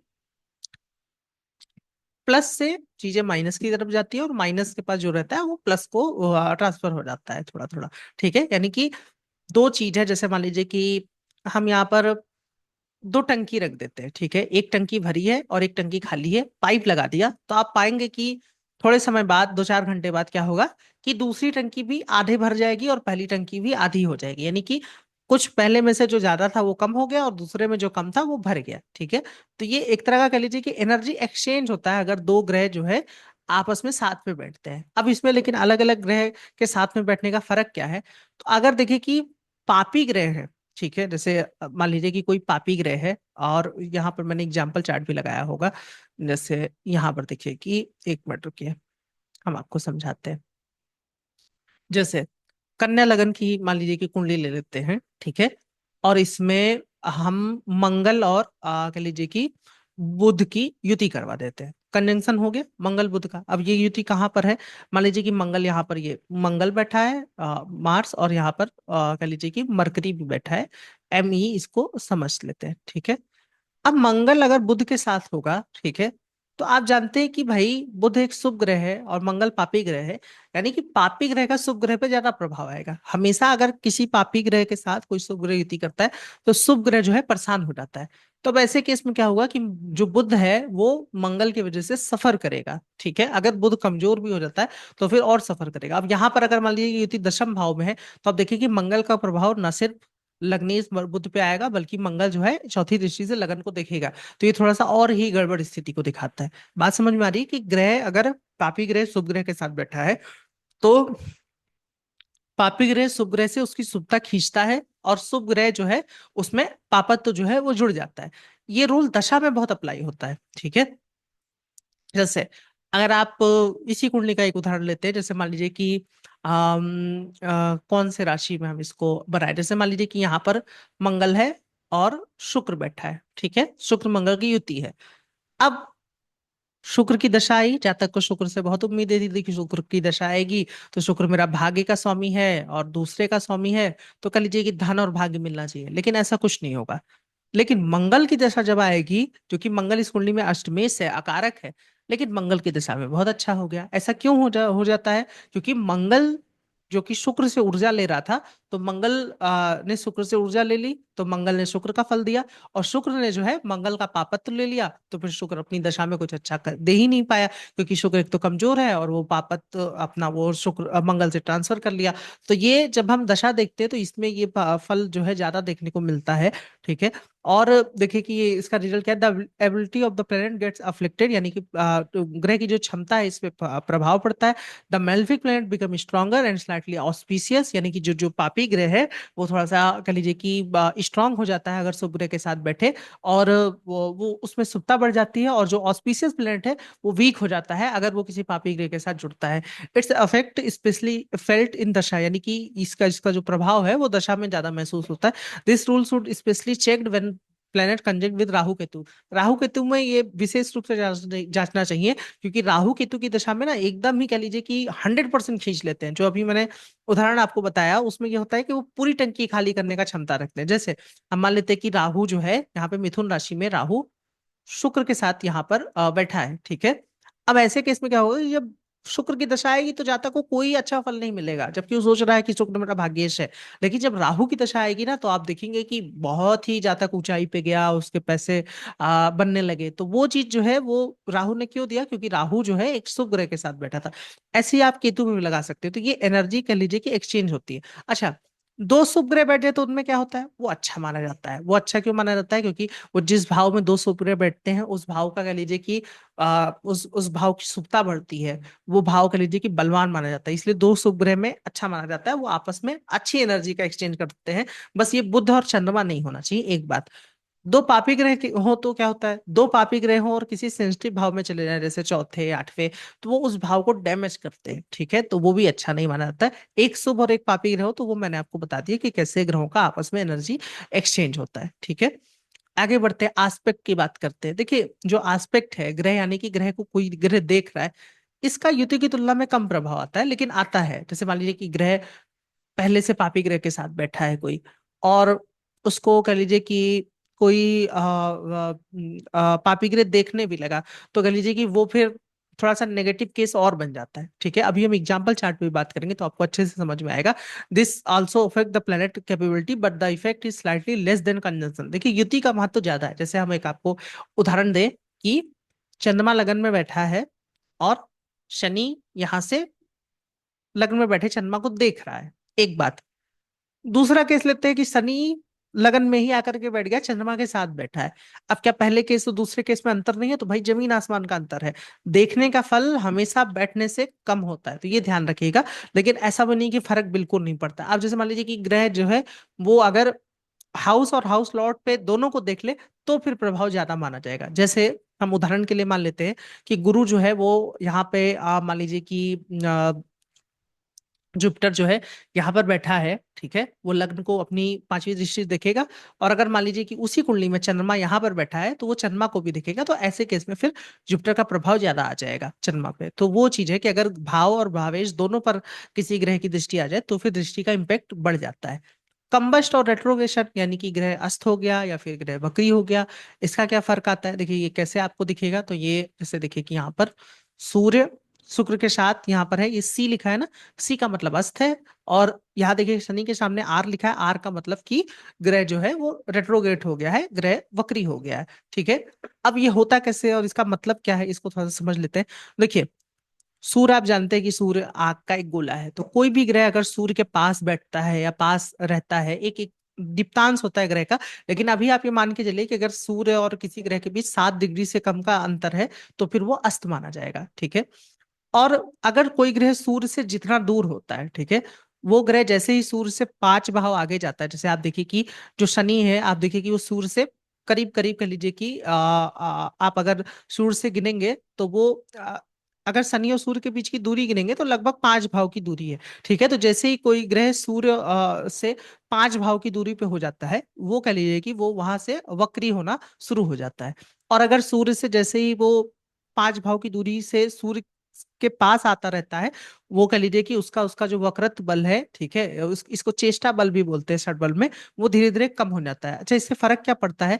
तो ग्रह अगर वक्री होता है ना, तो कह लीजिए कि किसी भी हाउस का रिजल्ट देने के लिए वो ग्रह प्रयास करता है। ठीक है। जैसे हम आपको एग्जांपल दें कि मान लीजिए कि किसी के चौथे भाव का स्वामी वक्री है, तो ऐसे में क्या होगा कि व्यक्ति अपनी अगर कोई वो प्रॉपर्टी परचेज करेगा, तो उसमें अगर कुछ दिक्कत आ गई, जैसे आजकल बिल्डर वगैरह बहुत फ्रॉड कर देते हैं या कुछ कर देते हैं, तो वो उसको छोड़ेगा नहीं, उसके लिए लड़ेगा। ठीक है। वो रिजिड होता है। किसी का लग्नेश अगर वक्री है, तो व्यक्ति जल्दी से हार नहीं मानता है, जो चेष्टा है ना कि उसके अंदर चेष्टा है। लेकिन अगर वो ग्रह अस्त है, अस्त होने का फल ये देखा जाता है कि कह लीजिए कि व्यक्ति चीज को छोड़ देता है। ठीक है, कि गिव अप जल्दी कर देता है। या जैसे मान लीजिए कि होता नहीं कि कुछ कंपनसेशन ले लो, चलो जाने दो, तो व्यक्ति जाने दिया। तो अस्त होने का ये फर्क आ जाता है। और अगर ग्रह वक्री है, तो कह लीजिए कि उसके उसके हाउस के लिए लड़ने की क्षमता बढ़ जाती है। हालांकि वक्री होने का एक दिक्कत यह है कि आपको एफर्ट्स थोड़े से कह लीजिए कि ज्यादा करना पड़ जाता है। तो वो एक बात है। और अगर ग्रह अस्त होता है, तो ग्रह के कारकत्व पे थोड़ा सा असर आता है, लाइक कि वो चीज दुनिया से थोड़ी सी छुपी रह जाती है, जो अगर ग्रह अस्त होता है। ये भी कुछ लोग मानते हैं, हालांकि ऐसा कुछ बहुत देखा नहीं गया, तो वो भी एक चीज है। और अगर आप ये देखिए कि कोई ग्रह अगर सूर्य से ठीक 180 अंश दूर है ना, तो वो कह लीजिए कि परम वक्री माना जाता है। यानी कि उसके अंदर 60 सटियंस का कह लीजिए कि चेष्टा बल होता है। अगर जैसे सूर्य यहाँ पे 16 डिग्री का बैठा है, तो सूर्य से ठीक सामने अगर कोई ग्रह होगा ना, तो वो कह लीजिए कि बहुत ही बलवान माना जाता है। ठीक है, कि वो उसको उसको कह लीजिए कि वो परम वक्री है। और आप जानते हैं कि सूर्य एक आग का गोला है, तो सूर्य के ठीक कोई सामने होगा तो उसपे सूर्य का पूरा प्रकाश पड़ेगा। तो इसलिए भी वो कह लीजिए कि बहुत ही बलवान माना जाता है। तो वो चीज है। इसका रिजल्ट मैंने आपको बता दिया कि व्यक्ति के दिखाता है कि ग्रह जिस हाउस का स्वामी है, उस उससे रिलेटेड वो कितना प्रयास कर रहा है। बाकी वक्री ग्रह पे कभी हम अच्छे से बात करेंगे। वक्री ग्रह किस भाव में बैठा है, कैसे ग्रहों को देख रहा है, इसका पूरा एक डिटेल वीडियो बन सकता है। लेकिन अभी के लिए आप इतना ही समझिए। और क्योंकि अभी हम बल की बात कर रहे हैं। कर्तरी, कर्तरी क्या होता है? शुभ कर्तरी योग, पाप कर्तरी योग, ये आपने सुना होगा। जैसे when benefic planet are situated in the next and previous house of a house, जैसे यहाँ पर देखिए कि लग्न के दोनों ओर शुभ ग्रह हैं, तो ये शुभ कर्तरी हो गया। लग्न के दोनों ओर या फिर सूर्य और मंगल के दोनों ओर कह लीजिए कि शुभ कर्तरी है, तो ये शुभ कर्तरी योग बन गया। ठीक है। ऐसे ही मान लीजिए कि किसी हाउस के या किसी ग्रह के दोनों ओर पापी ग्रह हो, तो वो पाप कर्तरी माना जाता है। कर्तरी का फर्क क्या होता है कि अगर शुभ कर्तरी है, तो उस ग्रह के जो रिजल्ट है वो आपको जल्दी नजर आने लगेंगे, जल्दी मिलेंगे। जैसे मान लीजिए सप्तम भाव पर किसी का शुभ कर्तरी बन जाए, तो ये दिखाता है कि शादी जल्दी हो जाएगी। और पाप करते रहो तो ग्रह का जो रिजल्ट है, जिस हाउस को वो ओन करता है, उसका रिजल्ट जल्दी से मिलने में कह लीजिए कि परेशानी आती है। तो ये कह लीजिए कि कर्तरी का एक प्रभाव होता है। कर्तरी से ज्यादा ये इंपॉर्टेंट होता है कि ग्रह के आजू बाजू अगर आप ऐसा देख लेंगे कि जैसे मान लीजिए कि यहाँ पर आ, शनि बैठा है, ठीक है, शनि के आगे बुध है और शनि के पीछे जो है वीनस है, तो ये बोला जाता है कि ये ग्रह शुभ मध्य में है। यानी कि वो जहां पर बैठा है उसका उसके इन्वायरमेंट में शुभ अच्छे लोग हैं, ठीक है, तो वो बहुत ही कंफर्टेबल अवस्था में चला गया, ठीक है। तो ये थोड़ा सा ग्रह को कंफर्ट दे देता है अगर उसके आसपास जो है शुभ ग्रह हो, वो शुभ ग्रहों के साथ बैठा हो। इसको इस तरीके से आप समझ सकते हैं। बाकी कर्तरी मैंने आपको बता दिया कि ये ग्रह के फल में डिले कर देता है। अगर पाप कर्तरी है और शुभ कर्तरी है तो फिर ग्रह का फल जो है वो कह लीजिए कि आसानी से मिलता है। अब बात करते हैं एलिमेंट स्ट्रेंथ के बारे में। ये क्या होता है एलिमेंट स्ट्रेंथ और इसको कैसे देखा जाता है? तो देखिए, आप जानते हैं कि ग्रह जो है वो अलग अलग तत्व का ग्रह होता है। जैसे मंगल सूर्य आपके फायरी प्लेनेट के फायरी एलिमेंट के प्लेनेट माने जाते हैं। यहाँ पर देखिए लिखा है ना। जो मरकरी है वो आर्थी एलिमेंट का प्लेनेट माना जाता है, पृथ्वी तत्व का ग्रह है। शनि वायु तत्व का ग्रह माना जाता है। जो शुक्र चंद्रमा है वो जल तत्व के ग्रह माने जाते हैं। और गुरु कह लीजिए कि आकाश तत्व का ग्रह माना जाता है, वो सभी तत्व में अच्छा फल देता है। अब मान लीजिए जो जल तत्व के ग्रह हैं जैसे शुक्र चंद्रमा, वो अग्नि तत्व राशि में बैठ गए, तो क्या ये अच्छा होगा? नहीं अच्छा होगा ना। जल और अग्नि कहाँ मित्र हो सकते हैं? या अग्नि तत्व का ग्रह जल में बैठ गया है, ठीक है। ऐसे ही मान लीजिए कि कोई अगर जल तत्व का ग्रह है वो वायु तत्व में बैठ गया, तो वायु क्या करता है? पानी को सुखा देता है। और वहीं अग्नि तत्व का ग्रह वायु में बैठे तो अग्नि को वायु जो है वो कह लीजिए कि एक तरीके से उसको क्या बोलते हैं कि वो और बढ़ा देता है, ठीक है। तो वायु तत्व का ग्रह अग्नि अग्नि तत्व का ग्रह वायु तत्व में जाना अच्छा माना जाता है। अच्छा, इसके इसके प्रिडिक्शन में क्या फल आता है इसको भी थोड़ा सा समझ लेते हैं। तो ये ग्रह के नेचुरल ट्रेट को थोड़ा सा घटाता है, ठीक है। अब ये राशियां कौन सी रिप्रेजेंट करती है? तो एरीज, लियो, सेजिटेरियस, यानी कि 1 5 9 मेष, सिंह और धनु फायर प्लेनेट की राशि होती है। पाइसेस, कैंसर, स्कॉर्पियो वाटर की राशियां मानी जाती हैं। और अर्थ की टॉरस, वर्गो, कैप्रिकॉर्न, और एरी जो साइन है वो आपका एक्वेरियस, जेमिनी और लिब्रा मानी जाती है, ठीक है। इसका रिजल्ट क्या है? तो this impact on the natural traits of the planet. जैसे मंगल सूर्य अग्नि तत्व के ग्रह हैं, शरीर में ऊर्जा को रिप्रेजेंट करते हैं। अगर किसी कुंडली में मंगल और सूर्य अगर आप देखते हैं कि वो फायरी प्लेनेट होकर के वाटरी एलिमेंट में गए हैं, यानी कि वाटरी साइन में गए हैं, D1 और D9 दोनों में, तो ये दिखाता है कि जो मंगल और सूर्य के जो नैसर्गिक जो ऊर्जा का गुण है उसमें कमजोरी आएगी। आप ये पाएंगे कि जब वो व्यक्ति बीमार पड़ जाए तो जल्दी से ठीक नहीं होता है। जो थोड़े इस तरह के लोग होते नहीं है कि वो थोड़ा बीमार रहते हैं या अंदर से लो लो लग रहा है, बार बार थोड़ा सा एनर्जी ड्रिंक या इस तरह की जरूरत पड़ती है, तो ये दिखाता है कि वो जो अग्नि का तत्व है वो कमजोर है, जो फायरी प्लेनेट है वो कमजोर है। इसी तरीके से जो जलीय ग्रह होते हैं जैसे आपका शुक्र चंद्रमा, अगर वो मान लीजिए कि फायर राशि में जाते हैं, अग्नि तत्व में जाते हैं, तो ये दिखाता है कि जो आपके इमोशंस हैं, जो जो भावनाएं हैं, उस पे असर आ रहा है। आपको आपको इमोशनल प्लेजर नहीं मिल रहा है, आपके आपके सुख में ये कमी को करता है। गुरु जो है वो हर तत्व में अच्छा होता है। जैसे गुरु फायर में जाए तो व्यक्ति को एथिकल बनाता है, वाटर में जाए तो अध्यात्म के लिए अच्छा है, अर्थ में जाए तो वो कह लीजिए कि पैसे के लिए अच्छा है, और एयर में जाए तो ज्ञान के लिए। तो इस पे खैर हम कभी वीडियो बना देंगे क्योंकि ये लंबा टॉपिक हो जाएगा कि अलग अलग कह लीजिए कि एलिमेंट का असर क्या आता है। लेकिन अभी के लिए आप ये समझिए कि कोई भी तत्व से जो उसका सातवां तत्व होता है ना, वो कह लीजिए कि वो उसका मित्र तत्व होता है, तो उसमें जाए तो बेहतर है। और 12वां जो राशि पड़ती है वो उसका कह लीजिए कि शत्रु होता है। जैसे मेष राशि से 12वां कौन सी राशि पड़ती है? तो वो आपकी कह लीजिए कि जल तत्व की राशि पड़ती है, तो यानी कि अग्नि का जल में जाना अच्छा नहीं है। और मेष राशि से ठीक सामने कौन सी राशि पड़ती है? तो वो एयर तत्व की राशि पड़ती है, यानी कि अग्नि का जो है वायु में जाना अच्छा है। तो किसी भी राशि जो 7वीं राशि होती है वो उसके मित्र तत्व की होती है। तो ये मैंने आपको समझा दिया कि तत्व से भी ग्रहों का कह लीजिए कि ग्रहों के बल पे असर आता है। फिर दिग्बल आता है, डायरेक्शनल स्ट्रेंथ ग्रह के पास कितनी है। अब डायरेक्शनल स्ट्रेंथ क्या होती है? तो देखिए कि ये एक तरह का बल है कि ग्रह किस दिशा में बैठा है। देखिए कुछ कुछ ग्रह ना उस दिशा में अगर हो तो वो फायदा देते हैं। कैसे फायदा देते हैं? जैसे जुपिटर मरकरी लग्न जो कह लीजिए कि आपका पूरब को दिखाता है, ठीक है। कुंडली में ये पूर्व का भाव होता है। तो अगर लग्न में हो आप, ये बेसिकली इतना समझिए जुपिटर मरकरी जैसे ग्रह, तो उनको दिग्बल मिलता है। अब ये क्या है? तो आप जानते हैं कि दिमाग जो है, लग्न पहला भाव शरीर को रिप्रेजेंट करता है, मस्तिष्क को रिप्रेजेंट करता है। और जुपिटर मरकरी जैसे ग्रह अगर सर पे होंगे तो व्यक्ति की बुद्धि अच्छे से काम करेगी। ठीक है, इसको इस तरीके से आप समझ लीजिए। वैसे एकदम ही ये ऐसा कॉन्सेप्ट लगता मतलब होता नहीं है, लेकिन समझ लीजिए। मून विनस चौथे में दिग्बली होते हैं, जो जो भावनात्मक सुख का भाव है चौथा, उसमें आप चाहेंगे कि इमोशनल के ग्रह हों। सूर्य मार्स करियर के हाउस में कह लीजिए कि जो जो सन मार्स है वो अपना दिग्बली होते हैं। तो ये आप जानते हैं कि करियर में व्यक्ति जितना बोल्ड डिसीजन ले, जितना अपनी बात पे स्ट्रिक्ट रहे, अड़े, वो अच्छा माना जाता है। और शनि कह लीजिए कि सप्तम में दिग्बली होता है, तो ये माना जाता है कि जो भी आपके ठीक अपोजिट है, लगन से जो सप्तम अपोजिट माना जाता है, तो वहां पर कह लीजिए कि जो सैटर्न जो कि मासेस को दिखाता है, तो वो लोग रहे, वो लोग बलवान रहे। वो जो है वो शनि जैसा ग्रह बलवान है, यानी कि आपसे थोड़ा सा कमजोर लोग जो है आपके अपोजिट में रहे, ना कि आपसे बली लोग रहे। तो ये इसका कॉन्सेप्ट ऐसे बताया जाता है, लेकिन इसका फर्क जो आता है वो दूसरा है, और ये बहुत ही कह लीजिए कि इंपॉर्टेंट बल है। The natural trade off the planet increase, यानी कि अगर कोई ग्रह दिग्बली होता है तो उसके नेचुरल ट्रेट में फर्क आ जाता है। And the strength of the planet increase, यानी कि ग्रह का बल भी बढ़ता है और उसके नैसर्गिक कारकत्व में कह लीजिए कि बल आता है। जैसे सूर्य मंगल अगर दशम में होंगे तो सूर्य मंगल का जो नैसर्गिक गुण है, तेजी का गुण है, थोड़ा सा जिद्दी का गुण है, सच बोलने का गुण है। ठीक है, एक जो मेल पर्सनालिटी को, डोमिनेंट पर्सनालिटी को रिप्रेजेंट करता है, उसका गुण है, वो जातक में बढ़ जाएगा। और देखिए कि यहाँ पर हमने नैसर्गिक कारकत की बात की है, हमने लॉर्डशिप की उतनी बात नहीं की है, हालांकि लॉर्डशिप पे भी फर्क आता है। बस इसमें जो एक चीज मैं बार बार आपको ये बता रहा हूँ कि नेचुरल ट्रेड बढ़ जाते हैं, तो ये समझिएगा कि नेचुरल ट्रेड ग्रह के बहुत जरूरी होते हैं, कि ग्रह के नेचुरल ट्रेड इंटैक्ट रहे। जो मैंने आपको एक उदाहरण दिया था ना, कि अगर कारक बलवान है तो उस चीज के सुख को रिप्रेजेंट करता है। जैसे चौथा कमजोर है, जातक के पास खुद की गाड़ी नहीं है, लेकिन जातक शुक्र बलवान है, जातक ड्राइवरी का काम करता है, जीवन भर वो एसी कार में रहा, तो समझ रहे हैं कि उसकी खुद की कार नहीं है लेकिन उसके पास उस चीज का सुख है। तो कारक अगर बलवान हो तो उस चीज की उसकी क्वालिटी जो सुख है उसको रिप्रेजेंट करता है।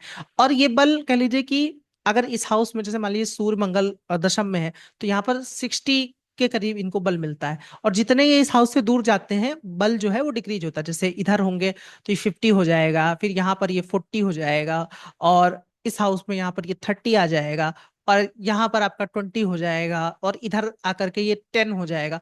और ठीक अपोजिट, जैसे इस हाउस के ठीक अपोजिट यहाँ पर ये 0 हो जाएगा। ऐसे ही अगर पीछे जाए तो यहाँ पर भी 50 होगा। ऐसे करते करते ये इसके ठीक अपोजिट जो है 0 हो जाएगा। ऐसे ही आप सब ग्रह को देख सकते हैं। जैसे मान लीजिए कि अगर किसी का जुपिटर मान लीजिए कि फर्स्ट हाउस में नहीं भी है लेकिन सेकंड में है, तो भी उसको कह लीजिए कि 50 का स्कोर मिलेगा दिग्बल में, जो कि अच्छा माना जाता है। और ये कह लीजिए कि ग्रह के नेचुरल ट्रेट को बढ़ाता है। तो वो एक कह लीजिए कि बात थी।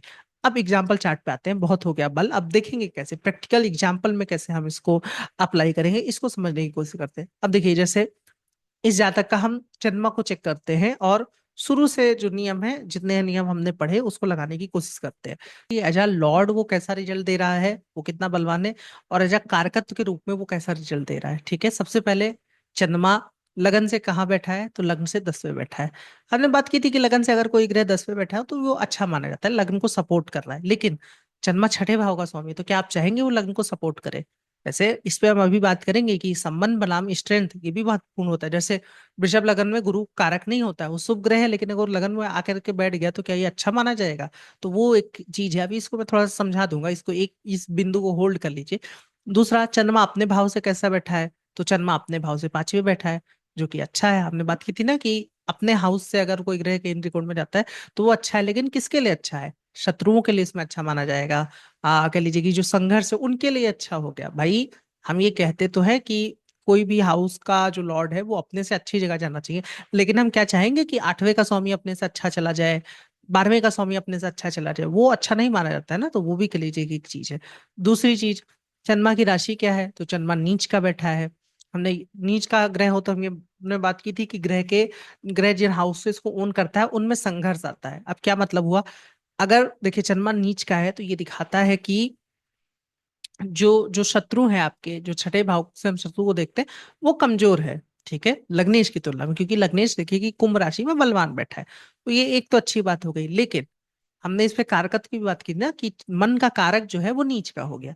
तो ये मानसिक परेशानी को भी दिखाता है कि आपका जो जो जो ग्रह मन को रिप्रेजेंट करता था, मन का कारक नीच का है, तो मानसिक थोड़ी हीनता हो सकती है। और वैसे शनि जो है लगन में बैठा है तो थोड़ा सा जीवन में वो ड्राइनेस दे सकता है। तो वो एक चीज है। अच्छा, चंद्रमा के साथ युति किसकी है? तो चंद्रमा जो है केतु के साथ बैठा है। आप देखिए, बुध भी है चंद्रमा के साथ, लेकिन हमने बताया था ना कि बुध चंद्रमा मतलब ये अच्छा योग नहीं है, पागलपन का योग बनाता है। बुद्धि और मन, तो ये एक अच्छा योग नहीं माना जाता है। और बुध देखिए कि इसमें आठवें का स्वामी भी है। चंद्रमा में एक और बल चेक किया जाता है कि चंद्रमा जो है वो पूर्णिमा के करीब का है कि अमावस्या का। तो आप देखिए कि चंद्रमा एक दिन बाद ही सूर्य के करीब आ जाएगा, तो ये करीब करीब अमावस्या का जन्म है, जो कि अच्छा नहीं है। अच्छा, चंद्रमा को दिग्बल कहाँ मिलता है? तो चंद्रमा को दिग्बल चौथे भाव में मिलता था। चंद्रमा ठीक उसके अपोजिट बैठा है। ठीक है, यानी कि काफी तरह से चंद्रमा जो है ये कमजोर हो गया है इस कुंडली में। समझ में आ रहा है ना कि चंद्रमा एक तो नीच का है, फिर चंद्रमा में कह लीजिए कि अपने दिग्बल से एकदम अपोजिट हाउस में बैठा है, फिर चंद्रमा केतु के साथ बैठा है, चंद्रमा आठवें भाव के स्वामी के साथ बैठा है। ठीक है, चंद्रमा पर उतना कुछ खास शुभ प्रभाव नहीं है। तो ये इस कुंडली में हुआ क्या वो मैं बता दे रहा हूँ कि ये एक प्रोफेसर का चार्ट है और टीचर का चार्ट है, और इसमें इनका तलाक हो चुका है और बच्चों बच्चों से भी ये दूर रहते हैं। तो वही जो मन की पीड़ा जो इसमें है वो साफ साफ नजर आती है। ठीक है, और देखिए कि जो शुक्र है वो भी यहाँ पर देखिए कि शनि की राशि में मंगल से थोड़ा सा पीड़ित है, तो वो भी एक बात है। कभी हम इस चार्ट को और अच्छे से आपको समझा देंगे। लेकिन चंद्रमा का इतना कमजोर होना, जैसे तीन पिलर माने जाते हैं, लगन, लग्नेश, चंद्रमा, सूर्य। अगर एक पिलर बहुत ज्यादा कमजोर हो गया ना, भले इसमें ये है कि हम ये भी कहेंगे कि आपके शत्रु कमजोर हो गए। इस जातक के पास जैसे कि इतना धन है कि जीवन आराम से चल सके, ठीक है, वो कमाई हो रही है, कोई ऐसा कोई खास शत्रु नहीं है, वो सब कुछ ठीक है, क्योंकि छठा जो है कमजोर हो गया। लेकिन जो कह लीजिए कि मन के कार्य के रूप में चंद्रमा पीड़ित हुआ, तो उसका भी तो कोई फल है ना। तो वो है कि जीवन में उदासी है, निराशा है, कोई ऐसा मानसिक रूप से सुख नहीं है। तो वो एक चीज है। और ये अपने मतलब इनके भाई भी जा चुके हैं, अकेले हैं और रहते हैं अपना, तो वो कह लीजिए कि थोड़ी सी परेशानी है इस चार्ट में, इस चंद्रमा के को लेकर के। दूसरे चार्ट पे बात करते हैं। इस चार्ट में देखिए कि इसमें हम जुपिटर को जांचने की कोशिश करते हैं कि जुपिटर कितना बलवान है, जो लगन का स्वामी है। ठीक है, तो जुपिटर कहाँ गया? तो लगन से 11वें गया। हमने बात की थी ग्रह अपने से त्रिकोण में जाए, 11वें जाए, अच्छा है। ठीक है, ग्रह एक अच्छे भाव में गया है, ज्यादा वो जीवन में संघर्ष को नहीं देख रहा है, वो है। ग्रह किस राशि में गया है? तो भाई ग्रह तुला राशि में गया है। तुला राशि कह लीजिए कि शुक्र की राशि होती है, तो ये दिखाता है कि ग्रह अपनी शत्रु राशि में गया है, तो आपके लाइफ में मतलब कह लीजिए कि उतनी स्मूथनेस नहीं है। ठीक है, प्राप्ति में बाधाएं हैं। जैसे भाई कोई ग्रह जो है वो अगर अपनी शत्रु राशि में चला जाता है, तो ये दिखाता है कि आपको जीवन से थोड़ा सा संघर्ष करना पड़ेगा, इतनी आसानी से नहीं मिलेगा। जैसे कुंभ लगन है और शनि यहाँ पर आके बैठ गया, वृश्चिक राशि यहाँ पे है, तो शनि शत्रु राशि में आ जाएगा, तो ये दिखाता है कि लग्नेश शत्रु राशि में आ गया। तो ये अगर लग्नेश शत्रु राशि में गया तो दिखाता है कि लाइफ में जहां व्यक्ति जाएगा वहां पे कुछ नेगेटिविटी उसको मिलेगी, कुछ कह लीजिए कि अच्छा इन्वायरमेंट नहीं मिलेगा। लग्नेश के साथ पापी ग्रह हो तो ये दिखाता है कि उसका उसको उसको आसपास के लोग अच्छे नहीं मिलेंगे, सपोर्टिव लोग नहीं मिलेंगे। लग्नेश के साथ शुभ ग्रह हो, लग्नेश पे एक तो पूरा प्रॉपर वीडियो था, आप उसको देख लीजिएगा, हम यहाँ पर क्यों बता रहे हैं। ठीक है, तो इसको समझिए कि यहाँ पर जुपिटर अपने मित्र राशि में है, चलो ठीक है। जुपिटर के पास देखिए कि कर्तरी बन रही है, जुपिटर के आगे एक जन्मा शुभ ग्रह है, पीछे जो शुक्र है। तो इसका फर्क क्या हुआ ये मैं आपको थोड़ा सा समझा देता हूँ कि इसमें जातक देखिए, खुद तो जैसे कि जुपिटर शत्रु राशि में है, शनि देख रहा है, मंगल देख रहा है, हालांकि डिग्री का थोड़ा सा अंतर है। ठीक है, तो ऐसा कुछ खास मतलब कि जातक ये था कि पैसों को पैसे के भाव में गया है, लेकिन ग्रह किसी भाव में गया इसका मतलब ये नहीं कि वो ग्रह उस चीज को प्राप्ति कर लेगा। ग्रह किसी हाउस में गया है, वहां पर वो कितना बलवान है, इस बात पे निर्भर करता है कि वो उस हाउस का जो फल है उसको अचीव कर पाएगा कि नहीं कर पाएगा। ठीक है, बस आप ये समझिए। जैसे मान लीजिए कि ग्रह त्रिकोण में गया है, लेकिन ग्रह वहां पर कमजोर हो रहा है, अस्त हो रहा है, पापी ग्रहों से पीड़ित है, तो उसी त्रिकोण हाउस की जो कह लीजिए कि जो रिप्रेजेंट करता है उससे उसको परेशानी आएगी। जैसे लग्नेश पंचम में गया है और पांचवें भाव में पीड़ित है, तो व्यक्ति संतान से परेशान रहेगा। लेकिन अगर लग्नेश अष्टम में गया है, वैसे वो परेशानी के भाव में गया है, फिर वहां पे अगर पीड़ित हो जाए तो ये ज्यादा हो जाता है। तो इसीलिए कहा जाता है कि लग्नेश अच्छे भाव में तो एटलीस्ट जाए, भले थोड़ा सा वहां पे कमजोर हो जाए, लेकिन वो ऐसा ना हो जाए कि छठे में जाके पीड़ित हो रहा है, तो फिर दिक्कत ज्यादा हो जाती है। ठीक है, इस केस में हुआ क्या? तो बस ये कर्तरी बन रही थी, तो इसमें कह लीजिए कि घर जो पैटर्नल सपोर्ट था और वाइफ का सपोर्ट था, क्योंकि शुक्र है, चंद्रमा देखिए कि पैटर्नल प्रॉपर्टी का कारक माना जाता है, वो इनको कह लीजिए कि अच्छा मिला था। और मतलब घर के लोगों का काफी सपोर्ट रहा। वरना ये जातक के खुद में ऐसा कुछ खास नहीं था कि ये जातक ने खुद बहुत कुछ अचीव किया हो या कर लिया हो, ठीक है, क्योंकि लग्नेश कह लीजिए कि कुछ खास ऐसा उसके पास ऐसा कोई विशेष बल नहीं है।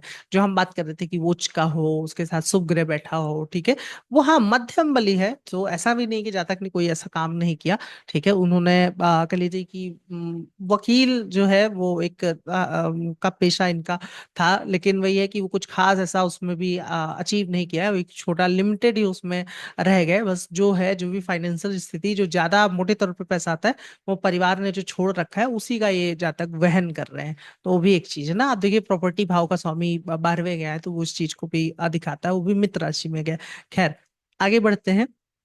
ये तीसरा चार्ट है, और इस चार्ट में देखिए इसमें भी हम लग्नेश को और कह लीजिए कि मंगल को चलिए चेक कर लेते हैं एक बार। जैसे इस कुंडली में देखिए कि मंगल जो है वो भाग्य भाव का स्वामी है, ठीक है।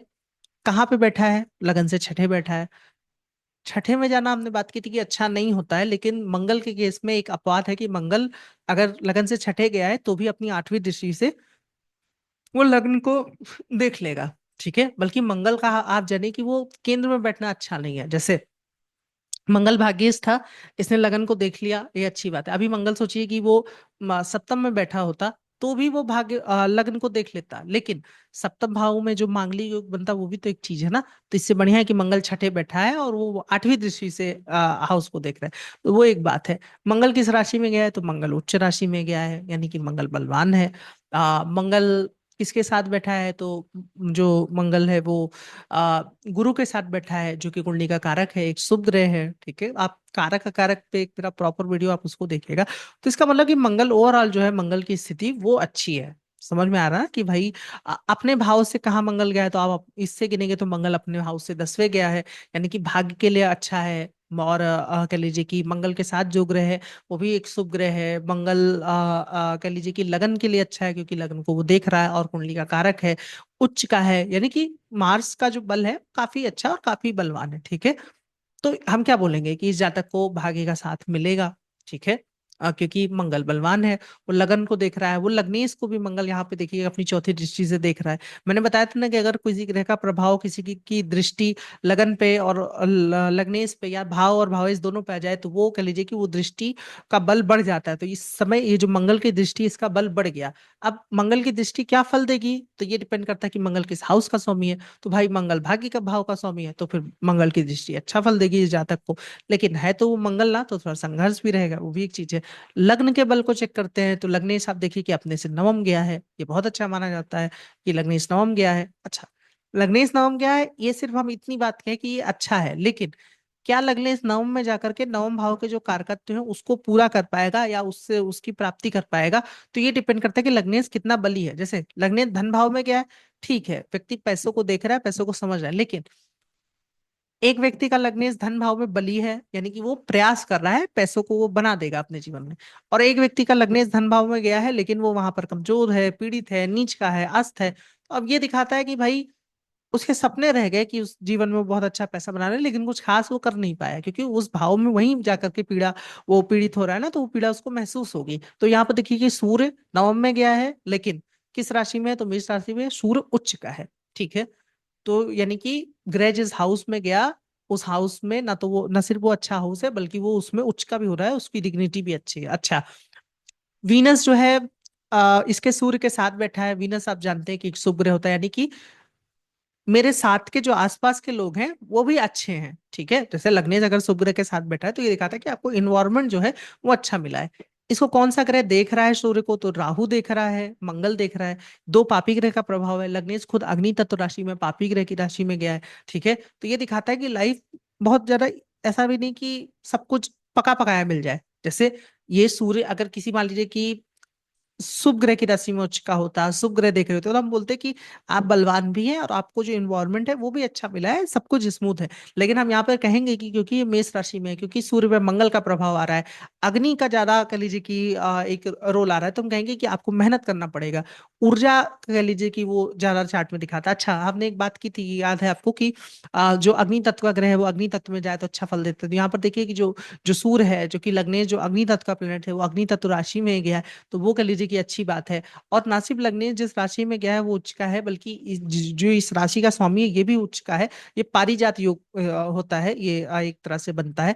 ये चार्ट किसका है वो भी मैं बता दे रहा हूँ, ये चार्ट सचिन तेंदुलकर का है। तो आप जानते हैं कि वो मतलब जो ऊर्जा के ग्रह इतना आ रहे थे लग्नेश पे, कह लीजिए कि मंगल का प्रभाव था। लग्नेश खुद अपना मेष राशि में गया था, तो आप जानते हैं क्रिकेटर रहे थे और सब कुछ, भारत रत्न से सम्मानित है, और कैसे इन्होंने खुद को बनाया वो सब आप जानते हैं। तो वो उनका चार्ट था। ठीक है, ये एक और एग्जांपल पे हम बात कर लेते हैं। ये भी एक कह लीजिए कि एक बिजनेसमैन का चार्ट है। पैन इंडिया इनके खाद का कह लीजिए कि व्यापार है, शीट्स का। और देखिए कि अगर हम जनरल बात करें तो इसमें भी देखिए कि जो भाग्य का स्वामी है मंगल, वो बलवान है, वो लग्न में आकर के ही बैठा है, सिंह राशि में बैठा है जो कि उसकी मित्र की राशि है। तत्व के तरीके से भी बलवान है, एक शुभ ग्रह के साथ है, यानी कि भाग्य का साथ तो मिल रहा है। लेकिन क्या इस कुंडली में लग्नेश बलवान है? तो आप देखेंगे कि लग्नेश अपने से तीसरे गया है। हमने बात की थी ना कि ग्रह अपने से तीसरे चला जाए तो वो अच्छा नहीं है। ठीक है, मतलब लग्नेश का तीसरे जाना अच्छा नहीं है, लग्नेश का केंद्र त्रिकोण में जाना अच्छा है। ठीक है, और अगर वो तीसरे या किसी ऐसे भाव में जा रहा है तो भी वो वहां पे बली है या फिर वो खराब है, ये भी देखना जरूरी हो जाता है। दूसरी चीज, लग्नेश किस राशि में है? तो लग्नेश नीच की राशि में है, यानी कि लग्नेश पे और थोड़ा प्रभाव थोड़ा गड़बड़ हो गया। वैसे लग्नेश संघर्ष के भाव में गया था और वो वहां पर और ज्यादा सफर कर रहा है। दूसरा, लग्नेश किसके साथ है? तो लग्नेश अपने परम शत्रु के साथ है, और कह लीजिए कि शनि के साथ है। यानी कि जो भी आपसे अपोजिट, जो भी आपके सामने जिनसे आपकी डीलिंग होती है, जिनसे आप रोज मिलते हैं, वो आपसे ज्यादा बलवान है। समझ में आ रहा है ना कि सप्तमेश जो है उच्च का है और वो लग्नेश के साथ है। ठीक है, और सूर्य, कहने को तो सूर्य है, उसने शनि को अस्त किया है, लेकिन जब भी सूर्य शनि की होती है ना, तो शनि युति होती है तो शनि थोड़ा सा ज्यादा पीड़ित हो जाता है। तो वो भी एक चीज है। अब इस केस में हुआ क्या, वो हम आपको बता दे रहे हैं कि ये जातक वैसे तो काफी बोल्ड पर्सनालिटी है, जातक की सब कुछ ठीक है, लेकिन घर में तनाव है, पत्नी से बनने में दिक्कत है। क्यों बनने में दिक्कत है? क्योंकि लग्नेश सप्तमेश दोनों शत्रु ग्रह साथ बैठे हैं, और आप देखिए कि सप्तमेश ज्यादा बलवान है लग्नेश की तुलना में, यानी कि सप्तमेश ने आपको पीड़ित किया है। ठीक है, दो पापी ग्रहों की युति हो रही है ना, तो एक यानी कि लग्नेश जो कि असेंडेंट हाउस का लॉर्ड है, वो अपने पार्टनर से अफ्लिक्ट हो रहा है। ठीक है, ये इसमें था कि पत्नी से नहीं बनती है, झगड़े काफी होते हैं। बाकी वैसे तो जातक बहुत बोल्ड है। लगन का मंगल उसको कह लीजिए कि करियर में पिता से जो व्यापार छोटे स्तर पे मिला था, उससे इन्होंने पिता का साथ लेकर के काफी उसको बढ़ाया है भी, सलाह वगैरह लेकर के। ठीक है, और कह लीजिए कि पिताजी भी इनके काफी साथ रहते हैं, और एक रसूख धार कह लीजिए कि फैमिली से आते हैं। लेकिन वही है कि जब डोमेस्टिक पीस की बात आती है, और जातक की परेशानी ये भी थी कि जातक जिन लोगों से मिलता है, मतलब जातक पे प्रेशर बहुत रहता है। जैसे सरकार का कोई यहाँ पे खाद नहीं सप्लाई किया आपने, या ऐसे सरकारी प्रेशर भी बहुत रहता है, और भी तमाम चीजों का दबाव जातक बता रहा था कि वो रहता है। तो मैंने कहा था ना कि भाव में अगर अच्छे ग्रह हैं तो इसका मतलब आपको रिसोर्सेज अच्छे मिले हैं। भाग्येश लगन में बैठा है, शुक्र है, दशम का स्वामी है, और कह लीजिए कि वो भी आके लगन में बैठा है, यानी कि लगन मजबूत है, व्यक्ति की पर्सनालिटी मजबूत है। लेकिन जो भावेश है वो कमजोर है, तो यानी कि दिखाता है कि जो भी आपको मिला है आप उसको ठीक से रन नहीं कर पा रहे हैं। थोड़ा सा ये संघर्ष की स्थिति को दिखाता है। तो यही चीज मैं आपको समझाने की कोशिश कर रहा था। चलिए आगे बढ़ते हैं। कुछ अन्य बातें, जैसे स्टेशनरी प्लेनेट क्या होता है कि जैसे ग्रह जब वक्री से मार्गी हो रहा होता है या मार्गी से वक्री हो रहा होता है, तो एक समय आता है कि ग्रह एकदम ही रुक जाता है। ठीक है, जैसे मान लीजिए कि कोई आप गाड़ी सीधी आगे लेकर के जा रहे हैं और अचानक से आपको पीछे गाड़ी बैक करना है, तो आप ऐसा थोड़ी है कि चलते चलते फिर अचानक से गाड़ी बैक हो जाएगी। एक बिंदु पे जाकर के गाड़ी रुकेगी, फिर वो पीछे होगी। तो जब भी ग्रह किसी बिंदु पे जाकर के एकदम रुक जाता है, जैसे वक्री से मार्गी होता है या मार्गी से वक्री होता है, तो उसको कह लीजिए कि स्टेशनरी प्लेनेट बोलते हैं। या तेज चलने लगता है ग्रह, कभी कभी उसकी चाल बढ़ बदल जाती है। बेसिकली ये ग्रह की चाल को भी एक बार देखा जाता है कि उसमें उसमें कह लीजिए कि कैसा प्रभाव आ रहा है। जैसे मान लीजिए कि अच्छे भाव का कोई स्वामी है, जैसे लग्नेश अपने भाग्येश के साथ बैठा है, और भाग्येश की गति तेज हो गई है और वो लग्नेश की तरफ बढ़ रहा है, तो ये अच्छा माना जाएगा। लेकिन अगर लग्नेश अष्टमेश के साथ बैठा है, अष्टमेश की गति तेज है, तो ये खराब माना जाएगा। तो ये है संक्रांति का, जैसे कि वो ग्रह हो, जैसे ग्रह ने आज ही राशि बदली हो, एक राशि दूसरे राशि में गया हो। ठीक है, तो फिर ये अच्छा नहीं माना जाता है। ये ग्रह का बल तो नहीं, लेकिन ये मतलब चार्ट वाइज अच्छा नहीं माना जाता है। ये भी बहुत इंपॉर्टेंट है, साइन ऑफ ये सिंह लिख के है, साइन ऑफ प्लेनेट इन वर्गा चार्ट। ये बहुत महत्वपूर्ण होता है। जैसे मान लीजिए कि किसी का धनेश लगन में बैठा है, ठीक है, दो कुंडली है, लेकिन एक व्यक्ति का धनेश जो लगन में बैठा है वो जो अन्य वर्ग बताए गए हैं 16 वर्ग, उसमें मित्र राशि का अधिकतर वर्गों में गया है। और एक व्यक्ति का जो धनेश लग्न में बैठा है वो अन्य जो 16 वर्ग बताए गए हैं उसमें शत्रु राशि में अधिकतर गया है। तो ये भी ग्रह की क्षमता को कमजोर करता है। तो वही है ना कि यहाँ पर हम कितना उसमें बता देंगे, लेकिन आपको वर्ग चार्ट में भी दिखना चाहिए, तो वो भी एक बात है। अच्छा, ये लेकिन ये सबसे ज्यादा इंपॉर्टेंट चीज है, ठीक है। स्ट्रेंथ वर्सेस रिलेशन, क्या मतलब हुआ इसका, इस पे कभी हम वीडियो में बात कर लेंगे। It is important for the planet to be strong, यानी कि ग्रह का बलवान होना जरूरी है, अच्छी बात है, but karak planet stabilising a relation with ascendant is more important than the planet being strong. क्या मतलब हुआ इसका, कि ग्रह का बलवान होना जरूरी तो है, लेकिन जो कुंडली के कारक ग्रह हैं वो बलवान होने से कहीं ज्यादा जरूरी है कि वो आपसे संबंध बनाए। जैसे हम एक एग्जांपल दे रहे हैं, एक वृषभ लग्न की कुंडली है, एक कन्या लग्न की कुंडली है, ठीक है। मान लीजिए कि इसमें भाग्येश जो है शनि बनता है, वो आपका उच्च का बैठा है यहाँ पर, ठीक है, केस एक है। दूसरे कुंडली में जो भाग्येश है जो कि शुक्र है, वो यहाँ पर नीच का बैठा है, लेकिन वो लग्न में बैठा है। दोनों में फलित में क्या अंतर होगा।